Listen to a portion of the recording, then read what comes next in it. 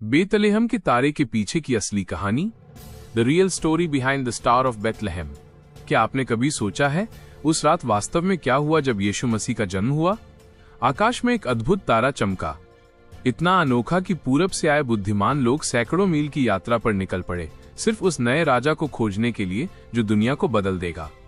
पर सवाल ये है, वो तारा आखिर था क्या? क्या वो कोई ग्रहों का संगम था, या कोई उल्का, या फिर ईश्वर का ही कोई अलौकिक चिन्ह? आज हम जानेंगे बेतलेहम के तारे की सच्ची कहानी, जहां विज्ञान और भविष्यवाणी मिलते हैं और स्वर्ग पृथ्वी से बात करता है। मत्ती रचित सुसमाचार अध्याय 2 पद 1 से 2 कहता है, जब यीशु का जन्म यहूदिया के बेतलेहम में राजा हेरोदेस के समय हुआ, तो पूरब से कुछ ज्योतिषी यरूशलेम में आकर पूछने लगे, वो यहूदियों का राजा जो उत्पन्न हुआ है कहाँ है? क्योंकि हमने उसका तारा पूरब में देखा और उसको प्रणाम करने आए हैं। सिर्फ 2 वाक्य, पर इनके भीतर छिपा है एक दिव्य रहस्य, एक आकाशीय घटना जिसने इतिहास का रुख बदल दिया। ये मागी या ज्ञानी लोग कौन थे? ये लोग राजा नहीं थे, बल्कि विद्वान, खगोल शास्त्री और पुरोहित थे, जो बाबुल या फारस की भूमि से आए थे। वे तारों का अध्ययन करते थे और शायद उन्हें दानियेल की भविष्यवाणियों की जानकारी थी, क्योंकि दानियेल ने बाबुल के समय में परमेश्वर के रहस्य वहीं बताए थे। उन्हें एक पुरानी भविष्यवाणी मालूम थी, गिनती 24:17 में एक तारा याकूब में से उदय होगा और एक राजदंड इसराइल में से उठेगा। इसलिए जब उन्होंने उस तारे को देखा, उन्हें समझ में आ गया कि राजाओं का राजा जन्म ले चुका है। बेतलेहम का तारा सिर्फ आकाश सजाने के लिए नहीं था, उसका एक दिव्य उद्देश्य था। वह संकेत था कि परमेश्वर की प्रतिज्ञा पूरी हो चुकी है।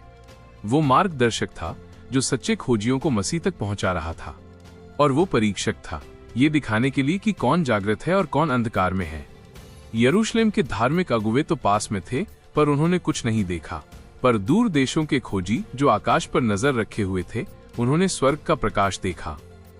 सदियों से खगोल शास्त्री ये जानने की कोशिश करते रहे हैं कि वो तारा क्या था।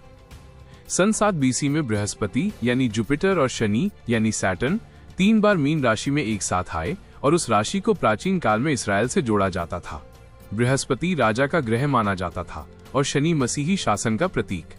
इस प्रकार यह राजा के जन्म का संकेत लग सकता था। ईसा पूर्व 2 में बृहस्पति और शुक्र इतने पास आ गए कि वे एक ही उज्जवल तारे की तरह दिखे। संभव है कि यही दृश्य मागी ने देखा जब वे यरूशलेम से बेतलेहम की ओर बढ़े। एक और सिद्धांत है, चीनी इतिहास की नई तारा रिपोर्ट। प्राचीन चीनी खगोलविदों ने 5 से 4 BC के आसपास एक नया तारा या धूमकेतु दर्ज किया, जो कई सप्ताहों तक दिखता रहा।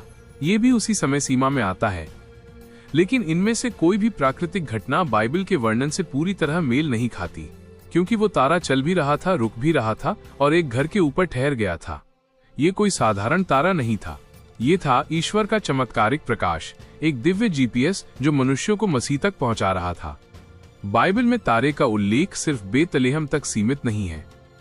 गिनती 24:17 में एक तारे के उदय की भविष्यवाणी यीशु की ओर संकेत करती है, और प्रकाशित वाक्य 22:16 में स्वयं यीशु कहते हैं, मैं दाऊद की संतान और वंश हूं और उज्जवल भोर का तारा हूं।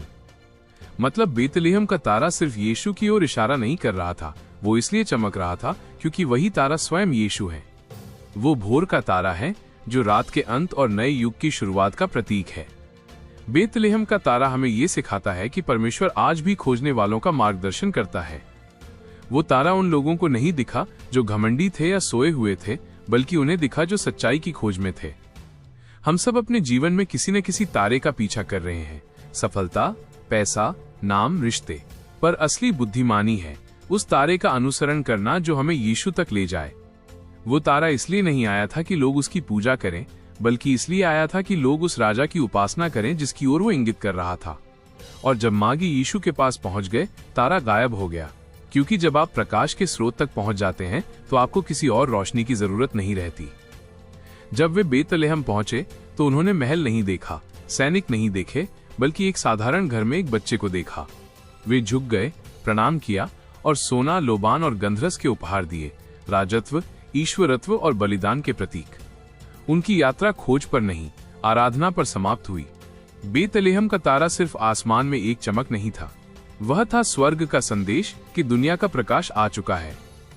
और आज भी वही परमेश्वर हमारे अंधकार में अपनी रोशनी भेजता है, ताकि जो सच्चे दिल से उसे खोजें वे उसे पा सकें। उठ चमक, क्योंकि तेरा प्रकाश आ गया है और यहोवा की महिमा तुझ पर उदय हुई है। यशाया 60:1।